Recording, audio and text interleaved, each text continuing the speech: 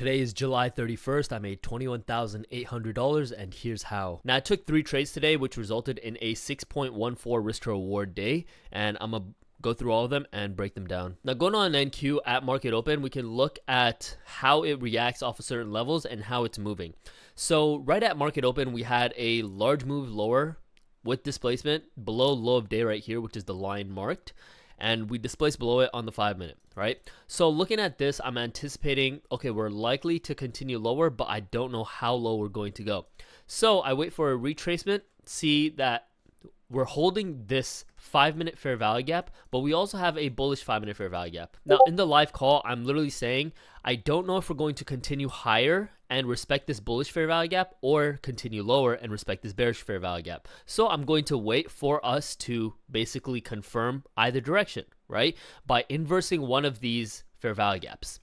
So we can see while the market's moving, boom, we have that inverse and we inverse that fair value gap right here. In this, I looked for a 5-minute bearish fair value gap and we traded into that 5-minute bearish fair value gap, and I'm looking for a trade to low of day. With this, I hop on Hyperflow, put my setting on 5 minutes and enable it. I drop down onto the 30-second instead of the 15-second. Now, why am I using the 30-second in this scenario? Because I'm very, very iffy basically on taking a 15-second setup to the downside to low of day. Now, would it have played out? Sure. I took a sell here. Well, I didn't take a sell, but it gives a sell here, and then I target low of day for a 2.6 risk to reward trade. But I'm very, very 50-50 when this sell is given. There's a chance that it moves higher in a single candle and takes out the stop, or it goes lower and it goes to TP. So what I'm looking for is a 30-second entry instead of a 15-second entry. And we have that 30-second sell at 10:33 a.m. I enter in on the trade with a stop loss above the high, targeting a 2-to-1 risk to reward trade, and then boom. Once we take out this internal low, I move my stop loss to break even, and then we take out low day. I'm like, oh, we could go lower, we could not. So I'll just see what happens, and we can see that, boom, TP got hit. Now, while I was in this trade, I looked at a standard deviation to project where price can go towards for this expansion phase, right? So I marked out the manipulation leg high and the low, and then I put this on standard deviations. We can see that we reacted off of 2 and 2.5, but once we closed below 2.5, I wanted to trade it all the way to 4 standard deviations, and that was my final take profit right there. And boom, that got hit right there. And you guys can see that 4 standard deviations lines up with the arrow on TradeZella, which is my exit. Now that's trade number 1.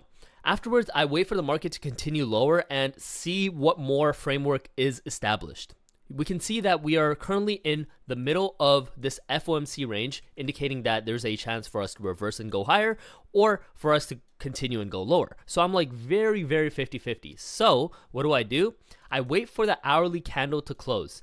Once the hourly candle closes and we create an hourly fair value gap, I'm looking for this fair value gap to hold and for us to continue lower off of. And off the hourly fair value gap, I'm looking for a continuation lower, but I'm not looking for a trade.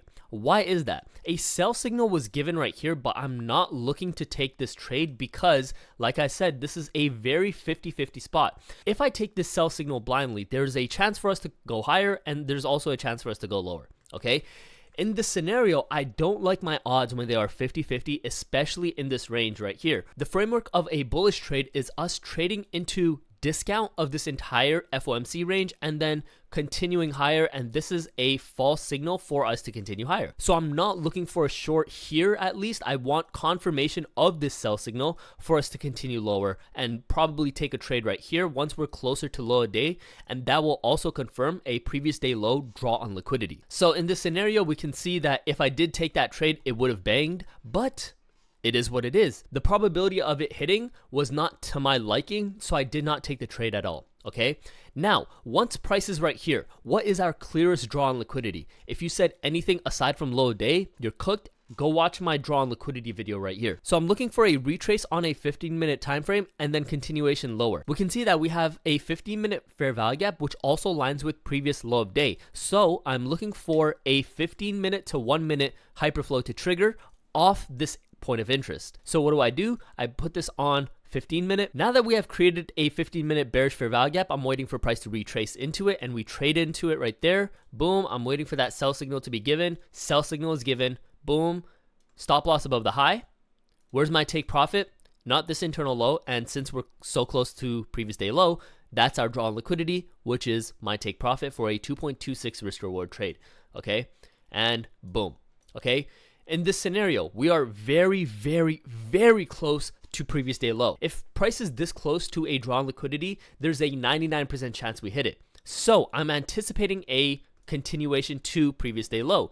I'm not looking to trail my stops. With this framework, I look for a 5-minute fair value gap and a 15-second entry to previous day low. So what do? I put hyperflow on the 5-second time frame, put this on 20, and then drop down onto the 15-second for an entry. Once this gives a sell signal, I enter in stop loss above the swing high, take profit at previous day low. So on this trade, if this hits previous day low, I get 1.74 risk reward plus a 2.26 risk reward. I don't want to do the math, but it's a lot of risk reward. I think it's 4. So once we trade into that, boom, boom, boom, there's our previous day low and my trade is finished. Now, if you want proof of my executions, here they are. This is our 15-minute to 1-minute trade right here once we had that sell signal and then previous day low was hit. And then this is my 5-minute to 15-second trade for previous day low as well.